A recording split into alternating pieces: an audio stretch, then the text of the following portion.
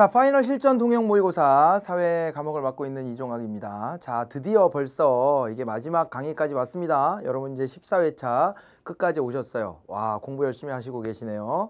예, 끝까지 이렇게 뭐든 마무리를 한다는 게 매우 중요해요. 이 공무원 시험에서는 아무튼 이 궁뎅이가 좀 무거워야 이 합격을 또 금방 또 잘할 수 있습니다.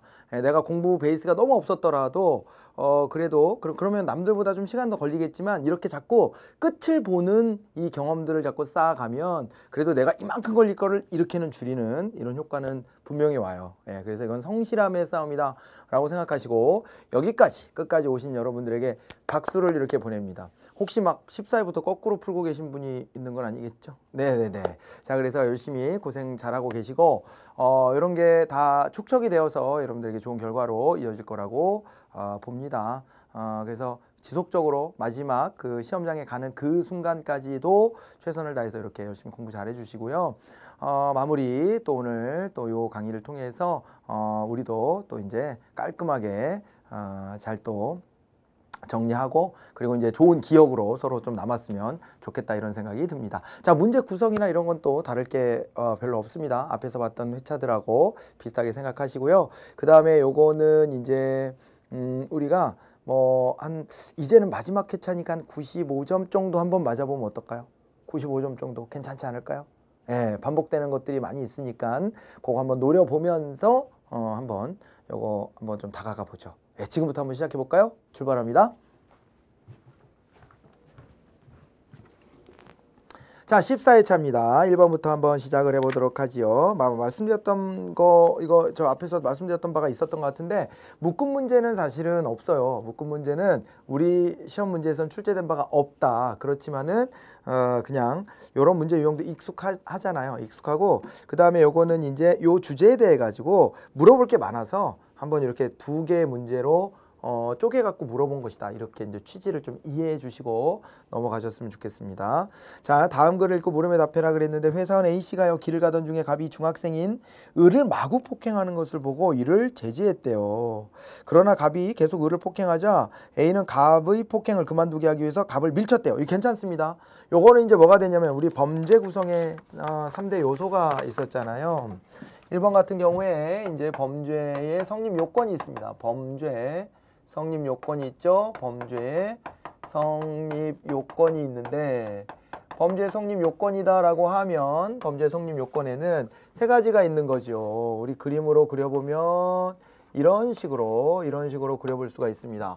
첫 번째가 말입니다. 그 중에서 첫 번째가 구성 요건 해당성이었어요. 법에 나와 있냐? 그거 잘못이라고 되어 있어? 구성요건 해당성 이거를 봐야 되고 이거가 있으면 구성요건 해당성이 있다면 두 번째로 봐야 되는 게 바로 위법성이었습니다. 위법성 법을 어긴 거 맞니? 이걸 봐야 되고 여기까지 있다라고 인정이 됐을 때 책임성까지 오게 되는데 책임성에서는 이제 책임성은요 걔가 그거 직접 자기가 책임져야 될 사항 맞아? 이런 걸 이제 물어보는 거죠. 책임성까지 성립되었을 때 그게 바로 범죄입니다. 그래갖고 이 세 가지가 다 겹쳐지는 요 면적만큼 요 면적에 해당될 때 여기에 교집합으로 들어올 때 이것이 바로 범죄 아니겠습니까? 얘가 범죄입니다. 그래서 우리가 이제 주목해 봐야 되는 건 이런 거지요. 위법성에 조각 사유가 있다는 걸 알고 있습니다. 그죠? 위법성에서 이 위법성이 깨져나가는 조각 사유들이 있는데 조각 사유에 해당되는 게 이제 정당 행위가 있었죠. 정당 행위나 아니면은 정당 방위 아니면은 긴급 피난 이런 게 있었죠. 긴급 피난 이런 게 있었고 그 다음에 자구행위가 있었고요. 자구행위 그리고 이제 피해자의 승낙이 있었습니다. 피해자의 승낙이 있었다 이런 거예요.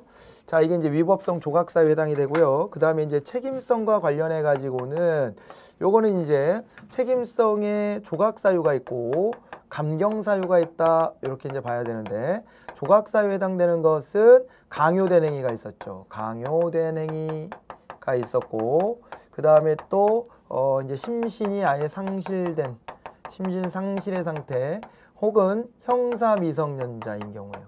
형사 미성년자인데 형사 미성년자 같은 경우에는 나이가 어떻게 된다고요? 나이가 여기는 이제 14세 미만이에요. 14세 미만인 자 형사 미성년자가 됐어요. 감경사유에서는 심신이 이제 어떻게 돼요? 미약한 경우와 농하자 이렇게 되어 있거든요. 이렇게 이제 확인하시면 됩니다. 자, 그래서 범죄 성립 요건 다시 한번 복습을 한번 해드렸고요. 그랬을 때 기억은 어디에 해당되냐면은 기억은 정당 방위에 해당돼요. 이거는 자신뿐만 아니라 주변에 있는 사람들이 이제 위해를 당하고 있을 때 그럴 때 그걸 구제해주기 위한 것이거든요. 그래서 A에 대한 폭행은 정당 방위로 위법성이 조각된다. 이렇게 봐야 되는데 정당 방위로 봐야 되는데 밑에 1번의 기억을 보면 A에 대한 폭행은 정당 행위다 이렇게 돼 있으니까 그건 틀린 거네요. 정당 방위인데. 자, 아무튼 요랬고요. 이에 화가 난 갑이 갑자기 몽둥이로 A를 폭행을 했대요. 그래갖고 생명의 위협을 느낀 A는 도망갈 곳이 없게 되자 부득이 옆에 있는 타인의 가게로 들어가려고 했대요. 그러나 가게 문이 잠겨있고 다른 방법이 없어서 A는 가게 출입문에 유리창을 부수고 가게로 들어가 숨었다 이렇게 되어 있는데 그죠? 요거는요 지금 보면은요 니은 갑이 혼인을 했다면 성인으로 간주된다 뭐 이런 얘기가 갑자기 나왔네요. 갑이 중학생인 을을 마구 폭행하는데 지금 보니까요 갑은 정상적인 사리분별 능력이 있는 사람이고 민법상 부모의 동의가 있어야 혼인할 수 있는 연령이래요. 그럼 만 18세거든요. 만 18세인데 갑이 혼인을 했다면 성인으로 간주가 되죠. 니은은 맞는 얘기고 을에 대한 폭행으로 가정법원 소년부에 송치될 수도 있다 그랬는데 그것도 맞는 얘기입니다. 보호처분 대상이 될 수 있어요. 만 14세 이상 19세 미만인 자. 얘는 지금 만 18세라며요. 19세 미만인 자 맞죠? 그러면은 이 경우는 검사가 범죄소년이기 때문에 검사가 판단해서 형사부로 넘길지 보호처분 대상으로 삼을지를 일단 먼저 좀 판단해서 보호처분 사건에 해당된다라고 여기 좀 보호처분 했으면 좋겠다 싶으면 이건 가정법원 소년부로 이제 넘기게 된단 말이에요. 예, 그래서 디귿과 같은 게 가능하고요. 형사 미성년자로서 선도조건부 기소유예 처분을 받을 수 있다. 이 뒤에는 맞아요. 이거는 이제 검사가 선도조건부 기소유예를 할 수는 있는데 기소를 아예 안 해줘 버리는 거죠. 검사가 선처하는 겁니다. 그런데 형사 미성년자였다면 이거는 이제 그 책임성이 조각되지 않습니까? 아예 이거는 검사한테 가지를 않아요.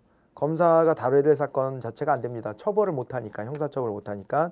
그래서 이거 리얼의 형사 미성년자로서 이 부분은 틀렸네요. 그래서 1번의 답은 일단은요, 2번이 된 거고요. 그리고 이제 2번은 기억은 아까 정당방위라는 걸 찾았고 니은은 뭐냐 이랬는데 요건 이제 긴급피난으로 볼 여지가 좀 있다. 그래서 답은 1번으로 이렇게 확인해 보시면 되겠습니다. 3번으로 갑니다.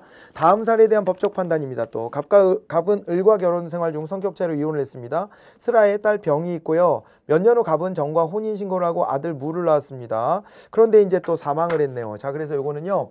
요런 문제가 나왔을 때는 이 상속과 관련된 문제는 상속 문제는 이거는요. 가계도를 좀 그려보셔야 돼요. 갑이 있고요. 갑이 을과 결혼을 했대요. 을과 결혼을 했고 성격 차이로 근데 이혼을 했답니다. 이혼을 했고 슬아의 딸 병을 뒀어요. 병을 뒀는데 얘랑은 이혼을 했어요. 이혼을 했으니까 어떻게 줄까? 이렇게만 할게요. 그냥 이혼을 했으니까 여기다 표시해야 되겠다. 이혼이니까 요 혼인 관계가 깨진 거죠.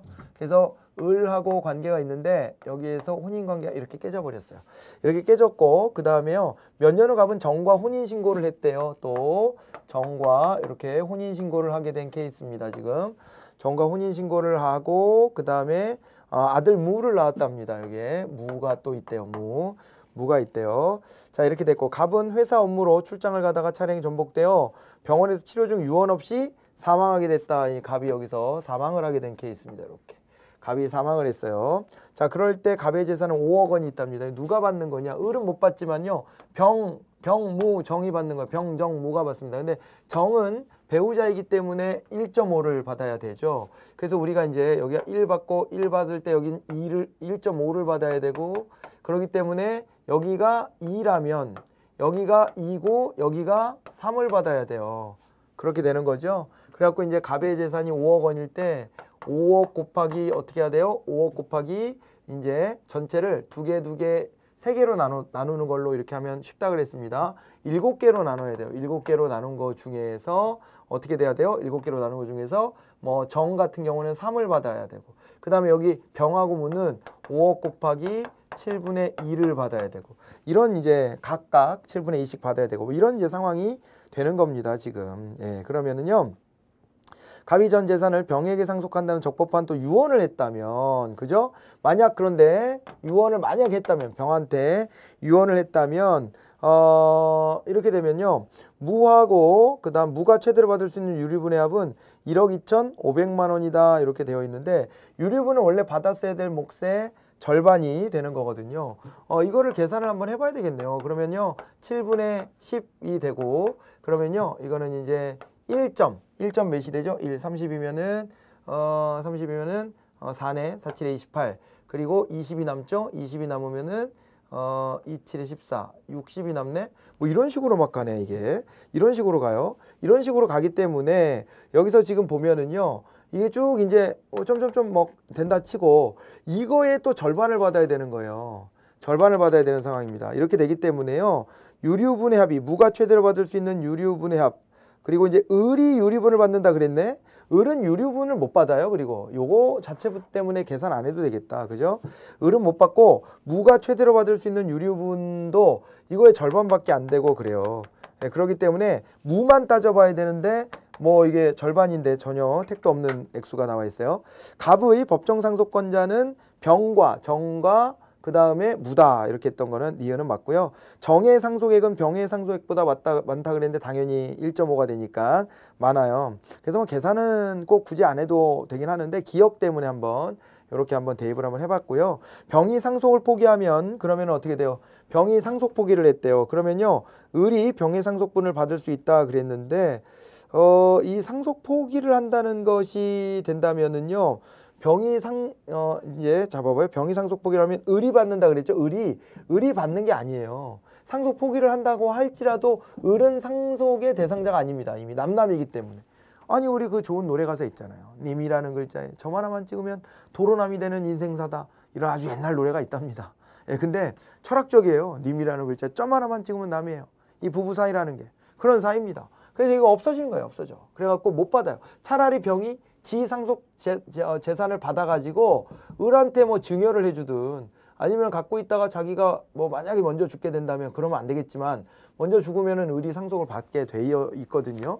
뭐 그런 정도를 노려봐야 노린다는 건 좀 그렇다. 먼저 죽으라는 얘기는 아니었어요. 아무튼 근데 이제 그런 경우들이 있을 수는 있다. 있을 수는 있지만은 병이 포기한다고 이게 을한테 가지는 않습니다. 절대. 답은 3번만 해당이 되는 거예요.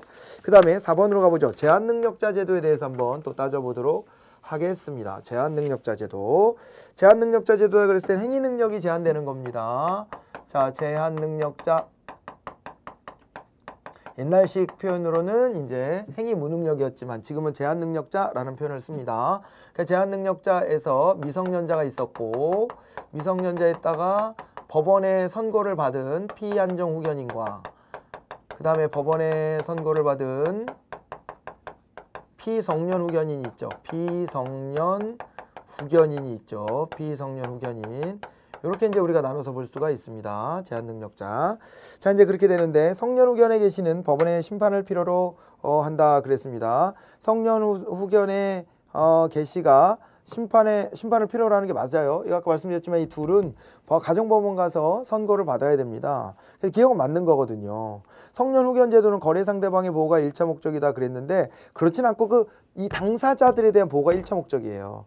한정 후견인은 피한정 후견인의 법률 행위를 대리한다 그랬는데 한정 후견인이 피한정 후견인을 법률 행위를 대리한다라고 되어 있는 것도 있잖아요. 꼭 이제 대리라기보다는 이제 그 피한정 후견인의 법률 행위에 대해서 허락해 줄 수 있는 그런 입장도 되기 때문에 꼭 무조건 대리해야 된다 이렇게 봐야 되는 것은 아닐 수 있고요. 미성년자의 단독적 법률 행위는 취소가 가능해요. 이들의 법률 행위는 뭐가 가능하다? 이들의 법률 행위는 취소가 가능한 것이지 이게 무효가 되거나 이런 건 아닙니다. 그렇기 때문에 틀린 거가 니은 디귿 리을 이렇게 되어 있어요. 5번으로 가보죠. 사건이 발생했을 때 법인으로 상당한 의심이 가지만 뚜렷한 혐의가 발견되지 않은 사람을 용의자라고 합니다. 그러고요. 그 다음에 그러나 조사가 진행되는 과정에서 혐의가 인정돼서 입건이 되고 나면 그때는 뭐가 되는 거예요? 피의자가 되는 거예요. 피의자. 피의자는 이제 수사를 받는 사람이에요. 수사 과정에 있는 사람이고요. 그 다음에 있잖아요. 여기서 이제 기소가 있죠. 기소가 이루어져 가지고 공소 제기가 이루어져서 넘어가면 재판으로 넘어가면 이제 공판 과정으로 들어가잖아요. 공판 과정으로 들어가면 그때 이제 대상자를 피고인이라고 부릅니다. 피고인이라고 불러요. 피고인. 그래서 이제 A가 피의자, 그 다음에 B가 피고인 이렇게 되는 거예요. 그렇기 때문에 A는 피의자로 변호인의 조력을 받을 권리가 있고요. 그 다음에 A를 체포 구속할 경우 법원이 발부할 영장이 필요합니다. 기본적으로는 체포는 영장 없이도 체포가 가능한 경우들이 있긴 하지만 그래도 기본적으로는 영장에 기반하고 있는 거고요. B는 피고인으로서 진술 거부권이 보장된다 이렇게 되어 있고, 그 다음에요, B가 구금된 상태에서 무죄 확정 판결을 받을 경우 범죄 피해자 구조를 청구할 수 있다 이렇게 되어 있는데, 범죄 피해자 구조 청구가 아니고요, 구금된 상태에서 무죄 확정 판결을 받으면은 형사보상 청구라는 거예요.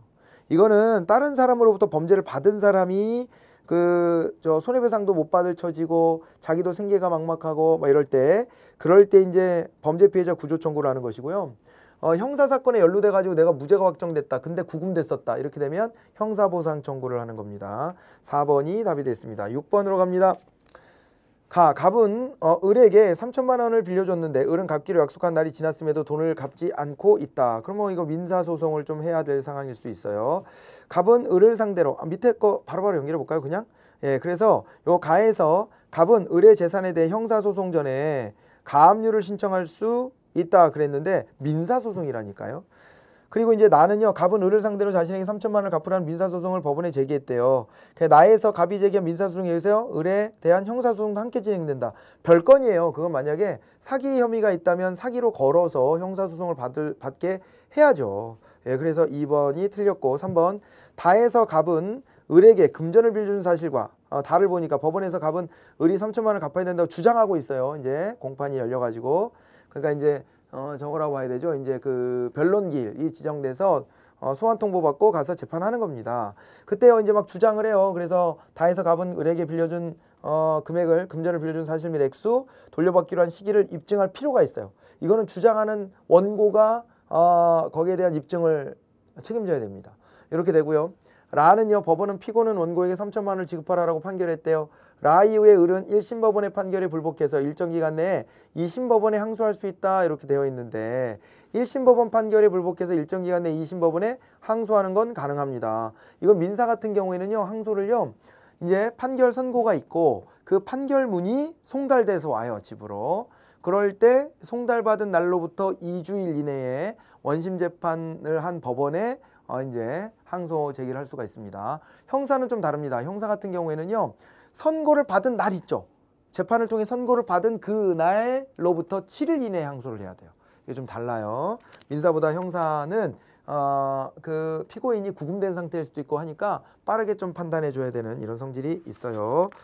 그렇게 해서 답을 4번으로 체크하시고 그 다음에 7번으로 갑니다. 전형적인 두 가지 민주정부 형태 또 나옵니다. 이건 이 정도로 원래 이게 자주 다뤄지는 주제고요. 아주 중요한 주제이기도 하고 그렇습니다. 7번 가보면 가는 입법부가 행정부의 우월한 관계 속에서 양자 간의 권력 융합이 이루어진다 그랬으니까 가가 이제 의원내각제가 되고요. 의원내각제가 되었고, 그 다음에 이제 나는 뭐가 돼요? 나를 보면 나는요, 권력기관 간 견제와 균형을 핵심적인 원칙으로 한다 그랬으니까 당연히 대통령제가 됩니다.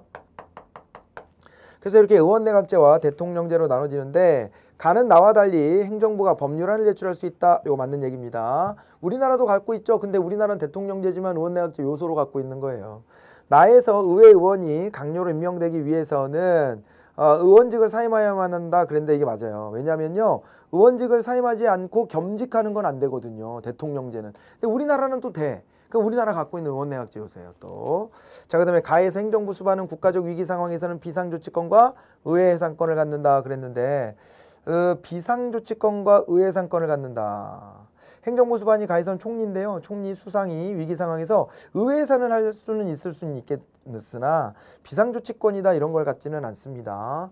비상조치다 이랬을 때는요, 비상조치 같은 경우에는 이건 대통령제에서 아주 막강한 대통령이 있을 때 비상조치 같은 것들을 좀 언급해 볼 수가 있습니다. 알겠죠? 우리나라도 그 보면은요, 이게요, 비상조치라고 하는 것에서 박정희 때는요, 심하게 긴급조치권이라 그래가지고요, 엄청난 권한을 대통령이 행사할 수 있었고, 이제 그거는 너무 심하다, 독재다 이렇게 치더라도 이 긴급조치가 지금으로 따지면 긴급명령 같은 게 있어요, 대통령한테. 뭐 그런 정도의 권한이라고 본다 치더라도 이건 대통령제에서 주로 좀 찾을 수 있다 이렇게 봐야 되겠고요. 나에서 행정부 수반은 법률안 거부권을 가지며, 그 다음에 의회는 강요에 대한 해임 거부권을 갖는다 그랬는데 여기서는 행정부 수반이 법률안 거부권을 갖는 건 맞는데요. 대통령이. 근데 의회가 강요에 대한 해임권을 갖지 못합니다. 엄격한 상권 분립이라 그랬으니까 이런 거는 허용되지 않아요. 자, 그래서 의회 상권과 그 다음에 해임권은 우리나라가 약화시켜서 갖고 있는 거고 해임권 자체를 의회가 또 행사하는 것도 의원내각제 성격이다 이렇게 보셔야 됩니다. 자, 8번은 이제 이거는 행정구제제도입니다. 행정구제제도. 우리는 행정법 영역에서 행정구제제도만 딱 봐요. 근데 도식이 다 나와 있습니다. 마침 사전적 구제수단 그랬는데 기억에 들어갈 거 뭐 그 밑에 기억에 또 있네요. 기억에 해당되는 대표적인 사례로 청문 공청회 같은 게 들어갑니다. 이거 맞는 얘기가 되는 거고요. 맞는 걸 찾으라 그래야 되는데 또 옳지 않은 걸 찾으라 그래서 우리를 약간 좀 헷갈리게 하고는 있지만 아무튼 기억은 맞는 겁니다. 맞는 거. 그리고요. 사후적 구제수단에 행정상 손해전보와 행정쟁송이 있습니다. 니은에 들어갈 말은 뭐냐면요. 니은은 위법한 직무행위 이렇게 되어 있죠. 행정상 손해전보에서 위법한 직무행위가 있을 때는 행정상 손해배상을 청구하는 것이고 적법한 직무행위가 있었을 때 디귿에서는 행정상 손실보상을 청구하는 겁니다. 손실보상. 그 다음에 행정쟁송으로 가면 법원에 청구하는 게 이제 행정소송이고 행정기관에 청구하는 걸 행정심판이랍니다. 예, 각각 이렇게 좀 나눠보시면 되고요. 니은 한번 가보죠. 디귿은 영조물의 설치 및 관리하자에 대한 손해전보를 포함한다. 그렇지 않습니다. 요거는 니은으로 갔어야 돼요. 동그라미 니은으로. 그래서 이거 틀린 거가 맞고요. 그 다음에 이제 디귿, 리을은 행정소송으로 3심제다 그랬는데요. 행정소송 3심제가 맞아요. 예, 그렇고 미음은 행정심판이니까 행정처분의 위법성만을 쟁송대상으로 한다 그랬는데 틀려요. 우리가 행정소송은 위법성만을 따지고 행정심판은 위법성에다가 부당성도 따져요. 그래서 틀린 거를 찾아라 그럼 니은 니을이에요. 이런 식으로 내는 건 좀 약간 지저분한 문제 스타일이긴 한데요. 경찰 시험에서 이런 식으로 막 나오고 그랬었어요. 그래서 요 문제가 좀 주어져 있는 거니까 정신 똑바로 차리자고요. 우리가. 할 수 없죠. 우리는 문제 푸는 쪽에서는 슈퍼 을이에요. 슈퍼 울트라 을이기 때문에 어쩔 수 없습니다. 예, 그러니까 우리가 맞춰가야 돼요. 9번으로 갑니다. 근대 정치 사상가 오랜만에 나왔네요. 가벌병의 주장이다 이렇게 되어 있습니다. 근대 정치 사상이다 그러면 근대 정치 사상 우리가 공부했던 것이 뭐밖에 없어요. 근대 정치 사상은 곧 이꼬르 사회계약서를 말하는 것이겠구만 이렇게 생각하시면 돼요. 우리의 이제 진도 범위에서 배우는 것은 사회계약서밖에 없어요. 갑은요. 자연상태에서 개인의 자연권 보장은 불확실하다. 이에 개인은 그들이 자연상태에서 가졌던 권리의 일부를 양도하여 정부를 구성한다. 일부 양도서를 얘기하고 있으니까 갑은 곧 로크가 되겠네요. 로크가 되고 그 다음에 을은요. 다수의 사람들이 자신들의 권리를 한 사람한테 주자고 동의할 때에 국가가 세워진대요. 위대한 통치자가 한 명 있겠네요. 그죠? 아주 절대적 권력을 갖는 리바이어던을 얘기하고 있습니다. 을은요. 요거는 홉스가 되는 거죠. 을은 홉스가 되고 그 다음에 병. 인간은 본래 자유롭게 태어났지만은 사회 내 신분이나 재산에 따라 불평등 관계에 놓이게 된대요. 이 자연 상태는 되게 괜찮은데 현실 속에서 만들어 놓은 이 신분제도와 그리고 이제 사유재산제도 이것이 쇠사슬이 된다 이렇게 말하고 있어요. 그래갖고 일반 의지를 통해서 우리가 직접 민정치하자라고 주장하는 이제 병은 바로 루소가 됩니다. 루소가 돼요. 이렇게 나눠서 보시고요. 갑, 즉 로크는 국민에 의한 직접 민정치를 주장했다. 이거는 병으로 와야 되고요. 인간을 선천적으로 악한 존재로 보고 절대군주정을 주장한 건 없습니다. 절대군주정, 국민주권주의를 계속 승계했어요. 사회계약 논임에도 불구하고. 다만 기존에 있었던 그 왕권 신수설은 잘못됐다 이렇게 얘기는 했죠. 천부인권을 받아들이긴 했지만은 근데 그 천부인권을 홀딱 리바이어던 왕에게 다 갖다 바치고 우리는 절대 복종해야 되는 군주주권의 사회에 살아야 된다라고 봤던 게 홉스거든요. 2번이 이제 옳은 거고요. 정치 권력이 군주에게 있다고 본 거는 여기서는 홉스밖에 없어요. 을밖에 없어요. 각각 달리 구성원이 저항권을 행사할 수 있다라고 보는 것은 을은 각각 달리 이렇게 돼 있는데요. 이 원래 저항권 행사할 수 있다라고 보는 건 로크밖에 없어요. 홉스는 저항 자체를 못하게 다 갖다 바쳤다 왕한테 이렇게 보고요. 루소는요 우리가 직접 통치하기 때문에 이거 저항권 같은 개념이 있을 이유가 없어요. 그런데 여기는요 맡기긴 맡겨요. 로크는 맡기긴 맡기는데 그 통치자가 잘못할 때 우리가 그 권력을 뒤집어 버리자라고 하는 거라서 그 관계 속에서는 이제 저항권이라는 개념이 성립이 되죠.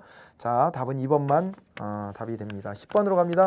우리나라 국회 활동의 일부를 가상으로 구성했대요. 여러 가지가 나왔는데요. 국회에서 법률안을 의결할 때는 국회의원 과반 출석에 출석이면 과반 찬성이면 됩니다. 자, 그 다음에 교섭단체는 효율적인 국회 운영을 위해서 만든 것이기 때문에 이것도 틀린 설명이고요.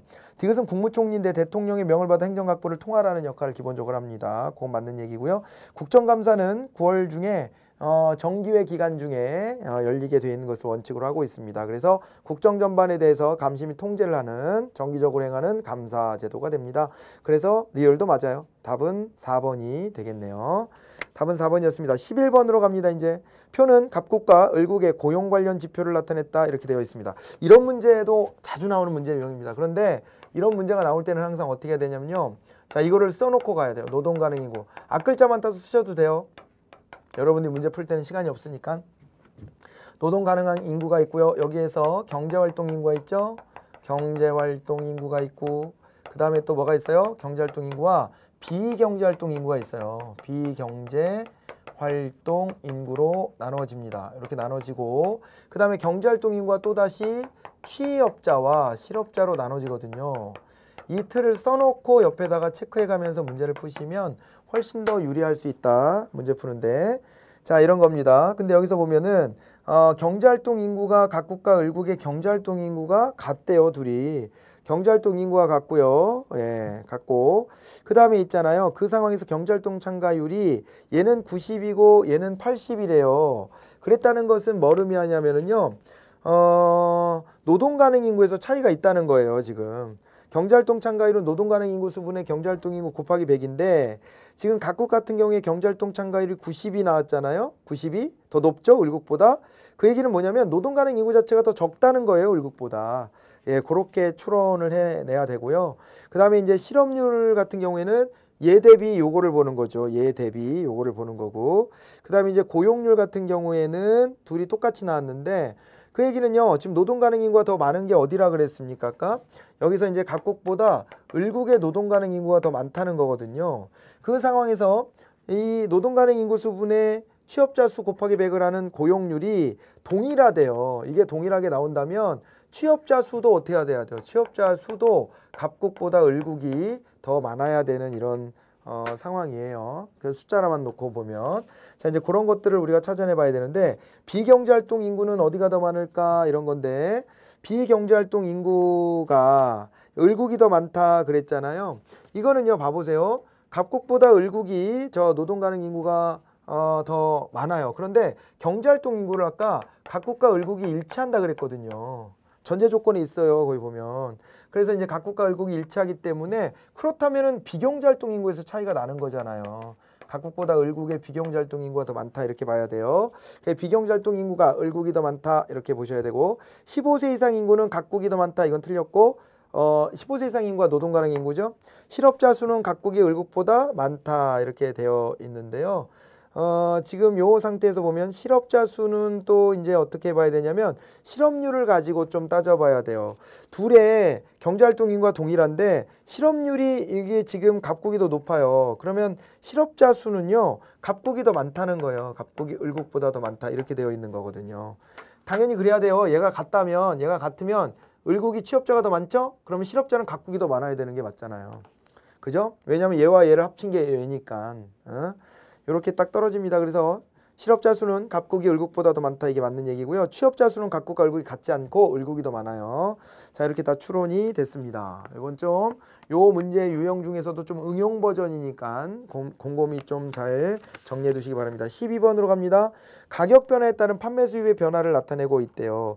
지금 있잖아요. 1영역 같은 경우는 어떻게 됩니까? 그래서 옳은 거를 찾아보라 그랬는데 12번에서 지금 1영역 같은 경우는 1영역은 가격이 올라갔는데요. 가격이 오르면서 그러면서 어떻게 된 거예요? 판매 수입이 늘어나요. 그죠? 판매 수입이 어떻게 됐다? 같이 늘어났어요. 이 얘기는 뭘 의미하는 거예요? 가격이 올랐더니 판매 수입이 늘어났다면 수요의 가격 탄력성 있죠? 일레스틱 그리고 수요 일레스틱 D. 자, 수요의 가격 탄력성입니다. 이게 수요의 가격 탄력성이 얘는 비탄력적이라는 거예요.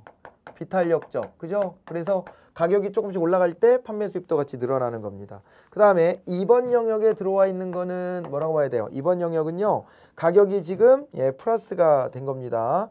가격은 올라갔는데 판매 수입이 떨어져요. 가격이 올라갈 때 판매 수입이 떨어진다면 얘는 탄력적인 거예요. 탄력적이다 이래 봐 주셔야 되고 그 다음에 3번 영역에 들어가는 건 뭘까요? 3번 영역은요. 가격이 지금 마이너스가 됐고 가격이 마이너스가 됐을 때, 줄었을 때 그때 판매 수입도 줄었대요. 가격이 떨어질 때 판매 수입도 줄어든다. 이렇게 되면 얘는 또 다시 비탄력적이다 이렇게 볼 수가 있어요. 기본적으로는. 자, 그리고 그 다음에 4번 영역이다 라고 하면 요건 어떻게 돼요? 4번 영역은요, 지금 가격이 마이너스가 됐을 때 판매 수입이 늘어나는 거거든요. 그럼 얘는 또 탄력적일 수 있는 거예요. 그렇죠? 자, 그래서 1영역의 재화는 수의 가격 탄력성이 1보다 작다, 비탄력적이다. 비탄력적이라고 한다면 사치품이 들어오면 안 되죠. 사치품은 탄력적인 재화가 됩니다. 그 다음에 2영역의 재화는 공급의 가격 탄력성이 1보다 작다 그랬는데 1보다 커야 되고요. 그리고 생필품은 또 1보다 작아요. 그래서 이것도 세트가 안 맞아요. 3영역의 재화는 수의 가격 탄력성이 1보다 작다, 비탄력적. 그럴 수 있고요. 대체재가 적을수록 비탄력적이거든요. 대체재가 적으면 비탄력적이에요. 가격 변동에 민감하게 굴기가 어렵죠. 다른 걸 갈아탈 수가 없으니까요. 그래서 이거 3번은 옳은 것이 되고요. 4번 4영역의 재화는 사치재보다는 필수재 성격이 더 가깝다 그랬는데 어떻게 됩니까? 4영역의 재화는 사치재보다 필수재 성격이 더 강하다. 필수재라고 한다면은 비탄력적인 거잖아요. 근데 지금 4영역은 탄력적이거든요. 그래서 이것도 틀려요. 3번만 답이 되죠. 자, 13번으로 갑니다. 다음 기사 내용을 통해 추론할 수 있는 각국 엑스의 시장의 균형 가격 및 균형 거래량의 변화가 어떻게 되냐. 이렇게 되어 있습니다. 13번 가볼까요? 13번에도 그래프를 통해서 한번 확인해 보도록 하지요. 자, 이거 보면은요, 지금 자, 얘네 원래의 수요 공급이 이렇게 있을 거 아닙니까?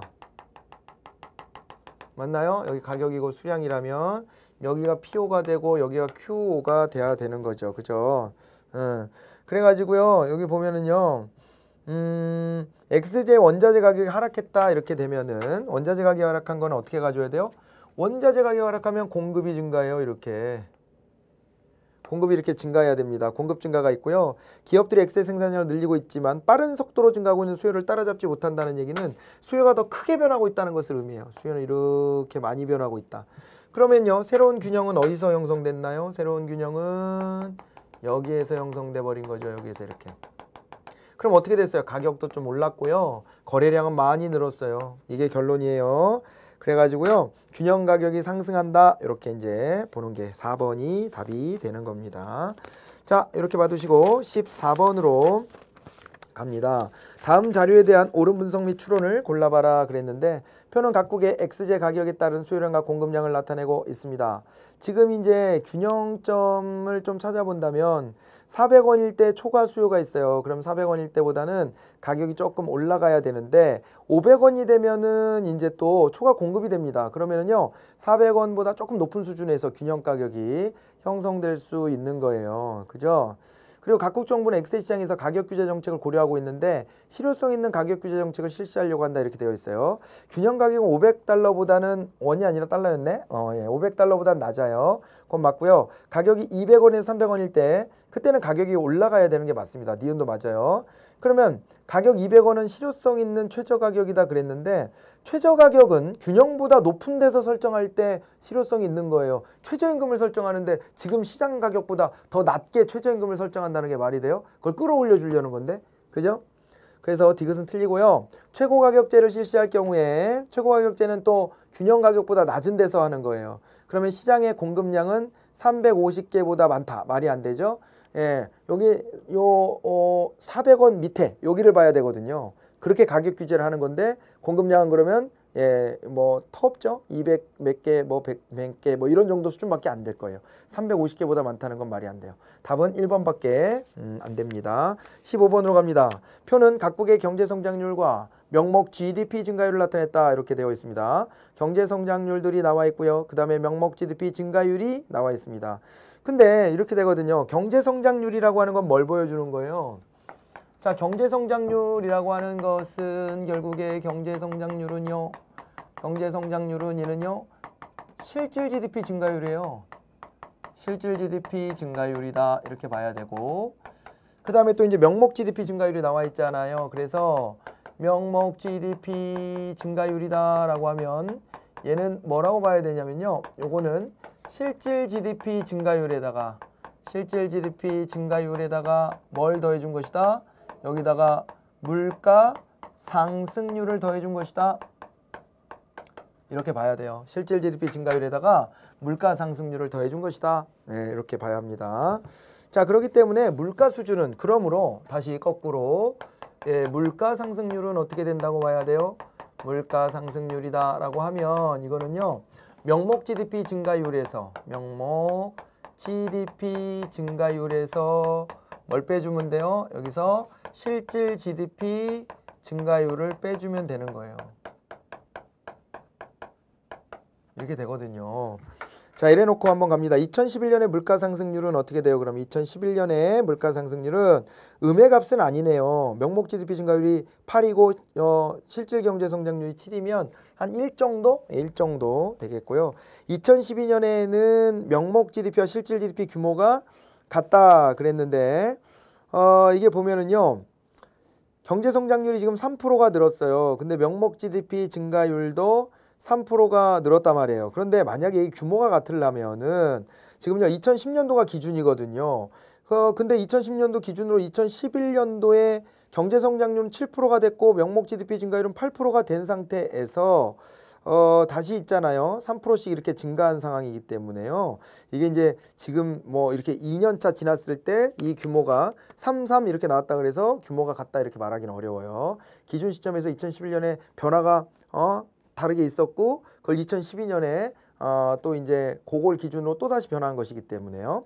2012년보다 2013년에 물가 상승률이 높다 그랬습니다. 2012년은요. 아니 둘이 같잖아요. 명목 GDP 증가율과 경제 성장률이 같죠. 그런데 2013년에는 명목 GDP 증가율은 3이 됐는데 경제 성장률 마이너스 2가 됐으니까 약간 5% 정도 물가가 상승했겠다 이렇게 봐두는 거 그렇게 좀 우리가 추론해 볼 수 있습니다. 그래서 2012년보다 2013년에 물가 상승률이 높죠. 답은 3번입니다. 그 다음에 2012년과 2014년에 실질 GDP 규모가 같다 그랬는데 경제 성장률 한번 봐보세요. 2012년에 예를 들어 여기가 100이었다 칩시다. 양이. 근데 100에서 2가 빠지면 98이 돼요. 98에서 2% 늘어봐야 100이 안 돼요. 98을 기준으로 다시 2%가 늘어나는 거니까 100이 안 돼요.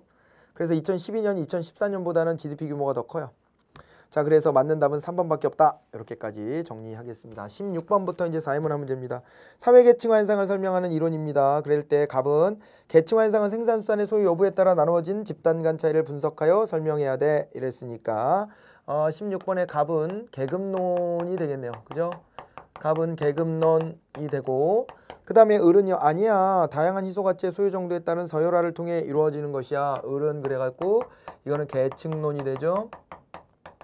을은 계층 이론이 됩니다. 그래서 잡았을 때 기억 갑의 이론은 계급 간 수직 이동이 개방적이라고 본다 그랬는데 이게요 개방적인 걸로 보면 을이 더 그래요. 계층론에서 야 이게 뭐 우리가 부의 측면도 보고 그 다음에 또 이제 저 정치 권력에 대한 측면도 보고 사회적 지위의 측면도 보고 그러면서 상중하로 막 이렇게 열려 있고 막 왔다 갔다 해 이렇게 보는 거지만 갑은요 야 부르주아 아니면 다 프롤레타리아야. 근데 부르주아가 프롤레타리아한테 너도 부르주아 되라 이렇게 하지 않아. 절대 딱 막혀 있어 이렇게 생각한단 말이에요. 그죠? 그렇기 때문에요. 예, 그렇기 때문에 이게 개방적인 거는 수직이동 개방적인 건 을이 더 그렇고 갑의 이론은 지위불일치 현상을 설명하기 용이하지 않죠. 지위불일치는 여기서 나오는 거예요. 계급론은요 지위불일치가 안 되는 게 딱 경제적 부의 측면만 딱 놓고서 이렇게 둘로 나눈 거잖아요. 근데 여기는요 계층론은요 이런 그림 가능한 거 아니에요? 이런 그림 이렇게 나눠갖고 각각 상중하로 또 이렇게 딱 나누고 그 다음에 여기가 부의 측면, 여기는 권력의 측면, 여기는 사회적인 지위의 측면 이런 식으로 나눈단 말이에요. 그렇게 나누다 보면 어떻게 돼요? 야, 뭐 돈은 내가 되게 많고 그걸로 내가 권력도 조금은 있는데 야, 사람들이 나보고 쓰레기래 이럴 수도 있잖아요. 그죠? 예, 그래가지고 계층론에서는 이거를 우리가 이제 지위불일치 현상이라고 말하는 거예요. 지위불일치 현상입니다. 지위불일치 현상 이렇게 봐두시면 되죠. 자, 그래가지고 지금 이제요 그 지위불일치 현상을 설명하기 용이한 것은 을로 와야 되고 을의 이론은 계급간 수직이동이 개방적이라고 본다 이게 맞고요. 갑의 이론은 사회계층 현상을 불연속적이다. 불연속적이잖아요. 그냥 둘로 나눠졌잖아. 부르주아 프롤레타리아로. 근데 을의 이론은요 상중하 이렇게 3개 이상 됐으니까 연속적이다 이렇게 보는 거예요. 답은 4번입니다. 그 다음 17번입니다. 그림의 가다에 들어갈 내용으로 적절한 걸 찾아봐라 그랬는데 요게 이제 보면은요 지금요 관료제와 탈관료제에서 A가 수직적이고 부서 변동이 별로 없고 막 이렇게 돼요. 연봉도 아니고 막 기본급이고. 그래서 A가 지금 뭐가 되는 거예요? 여기서 이제 A가 관료제가 되고요. A가 관료제고 B가 뭐가 돼요? B가 탈관료제가 되어 있어요. B가 탈관료제가 되어 있다 라고 봐두시면 됩니다. 그래서 자 거기에서요 이제 좀 찾아봐야 될 텐데 가나다 있죠. 가나다 요거를 이제 짝꿍을 딱 이제 지워주는 거예요. 그랬을 때 기업 같은 경우는요 가에다 조직의 지속성이 들어가야 된대요. 조직의 지속성은 이제 어떤 거예요? 관료제예요. 관료제가 더 높아요. 그죠? 근데 A가 지금 관료제니까 요거는 가능할 수는 있어요. 근데 성원의 업무 재량권 요거는 또 B로 가야 되거든요. 근데 지금 나가 A에서도 높아요. 그래서 기업은 탈락. 그 다음에 니은은 업무에 표준화는 관료제에서 더 높죠? 예, 이거 돼요. 경력에 따른 보상도 관료제에서 더 높아요. 그리고 권한의 분권화는 탈관료제에서 높죠? 니은은 해당되네요. 그 다음에 능력에 따른 보상은 탈관료제이기 때문에 바로 광탈이네요. 디귿은. 그 다음에 위계서열을 중시하는 거 가에 관료제 들어가는 거 맞고 그 다음에 이제 업무의 표준화도 관료제가 더 높죠. A에서 더 높은 거 맞고 성원의 업무 재량권은 어디서 높아요? 성원의 업무 재량권은 또 탈관료제에서 높아요. 리을 됐습니다. 그래서 답은 3번이에요. 이렇게 찾으시면 되고 그냥 이런 통계를 넣어갖고 괜히 시간 끌게 하는 거지 내용 자체가 크게 어렵지는 않습니다.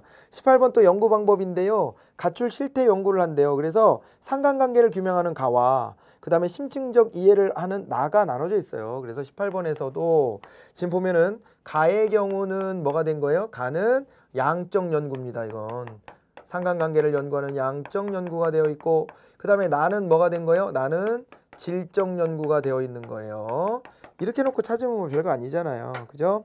자, 사회문화 현상이 자연현상과 본질적으로 다르다. 이렇게 하면 나로 갔어야 되고 직관적 통찰도 나로 가야 되는데 일반화라는 말은 또 가로 가야 되거든요. 그래서 2번도 틀려요. 가는 나보다 잠정적 결론, 즉 이 가설을 통한 연역적 연구를 하고요. 나는 귀납적 연구를 하죠. 가설이 없어요. 그래서 3번이 답이 됩니다. 통계 분석은 또 양적 연구로 가져야 되고요.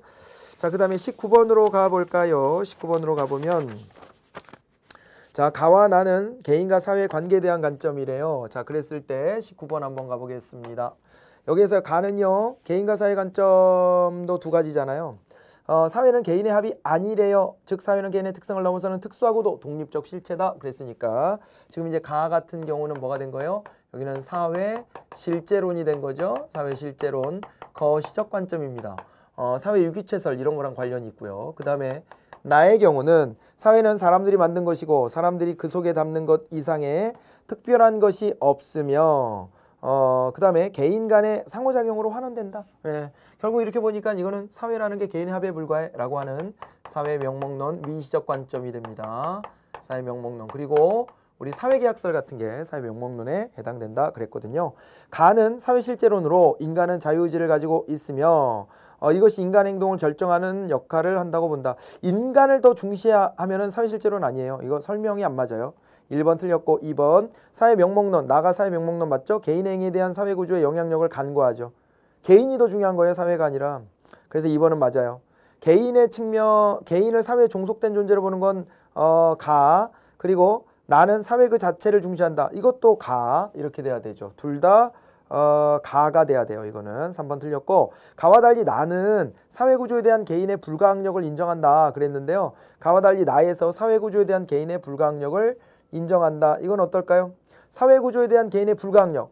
개인은 사회를 따를 수밖에 없어요. 이거는 가죠. 가. 나는 개인들이 움직여서 사회를 끌고 가요. 예. 2번이 답입니다. 마지막 20번 갑니다. 자, 자료는 A국, B국의 의복 문화가 접촉해 나타날 수 있는 결과입니다. 예, 이렇게 되어 있는데 지금 이제 A국 문화가 네모예요, 네모. 근데 B국 문화는 이 까만 점이거든요. 근데 가에서는 네모만 남아요. 이렇게 되는 거예요. 그러면은요, 지금 A국 문화가 다 잡아먹어 버렸어요. 나에서는 B국 문화가 다 잡아먹었고, 다는요, 이거는 섞여서 새로운 게 나왔고, 라는요, 지금 공존하고 있는 거예요. 그죠? 그래서 가는 B국 문화에 의해, 가는 B국 문화에 의해 A국 문화가 강제적으로 변동됐다. 거꾸로죠. A국 문화에서 B국 문화가 변동된 것이고 나는 A국의 입장에서 자기 문화의 정체성이 유지됐다. 아니죠. A국은 다 잃어버렸죠. 그 그 다음에 다는 불고기 피자, 퓨전 음악 같은 거, 융합이에요. 융합, 문화 융합이 됩니다. 이게 아주 중요해요. 문화 융합되는 게 양 문화의 장점들을 다 살릴 수 있어서 좋아요. 라와 같은 사례로 우리 사회에 불교, 토속신앙, 크리스트교 등이 동시에 존재하는 현상을 들 수 있다 그랬는데 요것도 맞는 얘기네요. 공존이니까요. 이런 종교 저런 종교 다 공존하고 있다. 이렇게 해서 답을 4번으로 정리하시면 되겠습니다. 자, 여러분들이 이제 하셔야 될 마지막 이제 제가 조언을 들어드리면 이거예요. 겹치는 주제들 있죠. 그게 더 중요한 거예요. 안 겹치는 새로운 곳에 우리가 꽂히는 경향이 있거든요. 근데 실제로 겹치는 주제가 계속 반복적으로 나와요. 겹치는 주제들만 잘해놓으면 90점 되는 거예요. 특이한 것은 하나 내지 2개 나오는 겁니다. 그거 맞추겠다고 공부를 먼저 시작하는 것보다는 보편적인 거, 남이 맞추는 거를 맞춰야 돼요. 남이 틀리는 거를 맞추러 들어간다. 이거는요 진짜 다 이루어진 상태에서 마지막 단계에서는 하는 겁니다. 그렇기 때문에 여러분들이 겹치는 주제들 반복적이야 지겨워 왜 이렇게 많어 이렇게 하지 말고 그런 주제를 확실하게 기억해 두시면 마지막 순간에 웃을 수 있을 것이다. 이렇게 말씀을 드립니다. 자, 여기까지 강의 열심히 들어주셔서 감사하고요. 예, 다음 기회에 또 찾아뵙도록 하겠습니다. 이 교재가 여러분들에게 좀 도움이 많이 됐기를 바라고 도움이 됐을 것이라고 또 확신합니다. 예, 너무 고생하셨고 화이팅 하셔가지고 꼭 좋은 결과까지 이루어내시기를 바라겠습니다. 고생하셨습니다. 안녕히 계십시오.